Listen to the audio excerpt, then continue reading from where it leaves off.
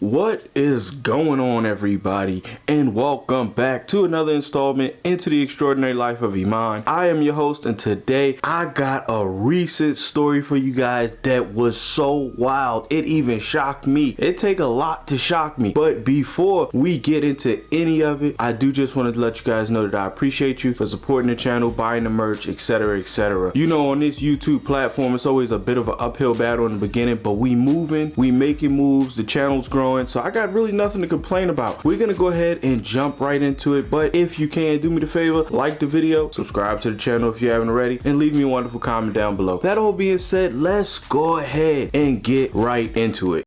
1, 2, 3, 4.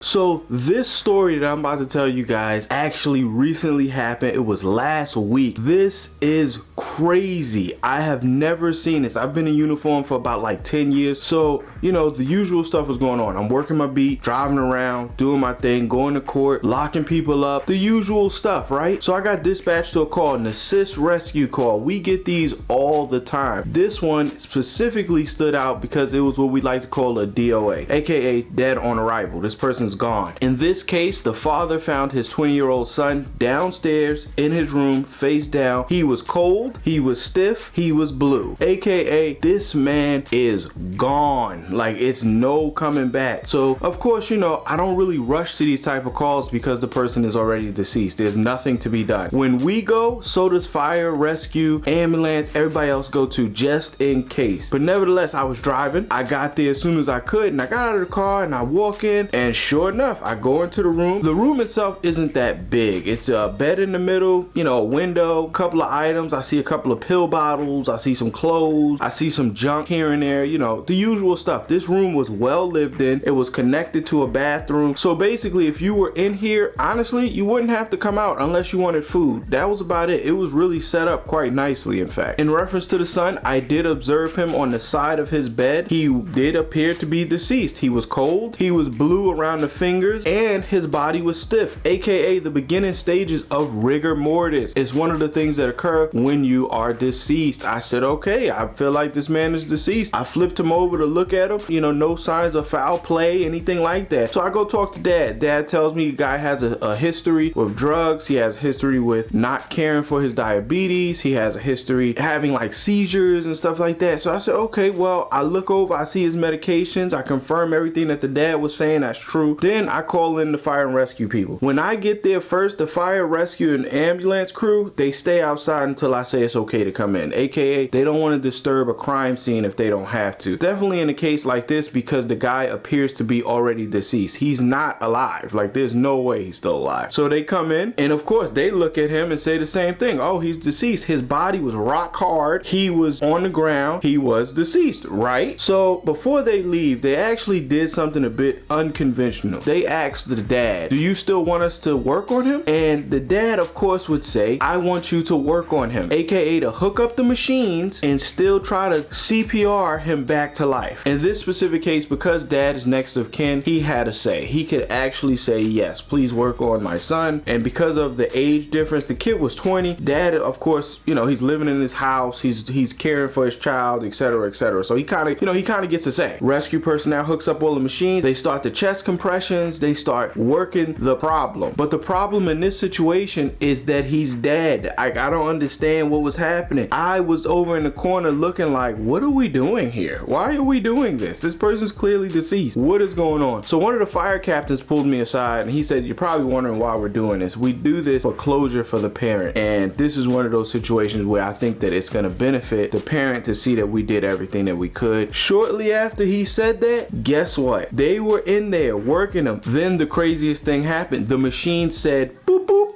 boop, boop, boop, boop, boop, boop. I don't know if you know what that means, but that means that that body is now pumping blood again. The heart is beating now. And I was sitting there like, what? Then his fingers started to move and his body started to move. I said, oh my God, am I looking at patient zero? Is this about to be a zombie apocalypse? I pulled my LT aside because the lieutenant was there. You know, he doesn't normally be there, but he was there for some apparent reason. So I pulled him aside. I said, are we about to witness the coming of the zombie apocalypse? apocalypse? Like, yo, this is wild. This man has been deceased for over 5 hours and they brought his pulse back. I said, yo, it's crazy because his body is in a state where it's starting to shut down. Everything is shutting down. That's why rigor mortis start. His cell degeneration, everything has started and they just brought his body back to life. Dad is jumping for joy and I'm like, Dad, I don't think you understand what you've done. Like, oh, this is wild. So they said, we're gonna take him to the hospital. I said, okay, take him to the hospital. Dad is over there. My son is gonna live. My son is gonna live. This is crazy. And I'm like, I don't think he understands how the body works. After about a minute of no oxygen to your brain, it starts to deteriorate like rapidly. So he's been gone for approximately 5-6 hours. If rigors are starting, yeah, like 5-6 hours or so, I don't think he's gonna be there anymore. I don't think he's gonna, but I didn't want to tell Dad that. When they hooked him onto the gurney, he was still stiff. He was still, but his heart was beating. It was doing its thing. It was beating. I said, oh, okay. So when it comes to these type of investigations, if it's deemed to be suspicious, we have to call the medical examiner's office. We have to get the detectives out there. We got to get everybody out there to make sure no crime occurred. However, because they brought him back and they took him to the hospital, I didn't have to do any of that. I didn't even have to write a report because it was just assisting rescue. When we got to the hospital, I expected, you know, they're going to say that he's deceased. No, they put him in a bed. They hooked up some machines and they said, we're going to try to get him back. This man is probably brain dead. It's crazy how they're gonna do all this work and all this resources. I said, I hope somewhere down the line, 1, he doesn't come back and wants to eat some brains. 2, somebody put some of them stickies on his head to see if anything's going, because I don't even think anything is there. Everything is shut down. This is wild. Like I said, I think I might have witnessed the starting of the apocalypse. I'm pretty sure that that's what that is. Nevertheless, I got out of there. I just want y'all to know, if it does turn out that this is the zombie apocalypse, I said it first. I was there and I saw patient 0. So let's just put that out there right now. But I ended up just rolling out of the hospital because I didn't have to do anything because the doctor said he's in a progressive state. When he's in a progressive state, that means he's gonna live. I don't have to do anything. So I said, okay, have a good day, released him into the care of the hospital, and then I rolled out. Even the LT said it. He'd been in law enforcement for way longer than me, and he was like, listen, I've never seen that before. Like, I don't even know what's gonna happen here. I said, I know exactly what's gonna happen. I don't think he's ever gonna wake up, but if he wakes up and want brains, be sure to call me.